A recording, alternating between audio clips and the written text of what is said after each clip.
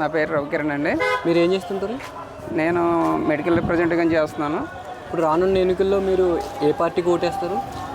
నేను గత ప్రభుత్వానికి ఓటేసాం, కానీ ఏంటంటే కనుక ఈ ప్రభుత్వం చేస్తున్నటువంటి పొరపాట్లన్నిటికీ కూడా ఈ ప్రభుత్వానికి ఇప్పుడు ఎంత మటుకు ఓటేస్తాం అనే దాని గురించి పక్కన పెడితే కనుక ఈ ప్రభుత్వం ప్రతి ఒక్క విషయంలోనూ కూడా వెనకబడుతోందని చెప్పని చెప్పుకోవాలి.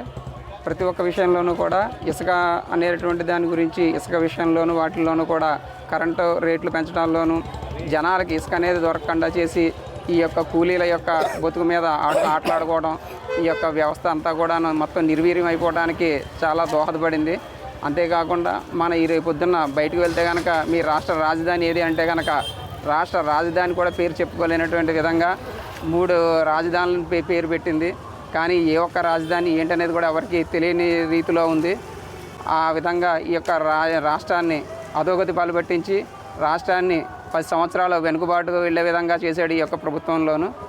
ఈ విధంగా ప్రతి ఒక్క కార్మికుల విషయంలో ఏంటి, లేకపోతే కనుక కూలి చేసుకునేటువంటి వాళ్ళ విషయంలో కానీ, సామాన్యుడి విషయంలో కానీ, ప్రతి ఒక్క విషయంలోనూ కూడా ఈ యొక్క ప్రభుత్వం వెనుకబాటుతనమే తప్ప కానీ ముందుకు తీసుకువెళ్ళేటటువంటి స్థితిలో లేని రకంగా ఉంది.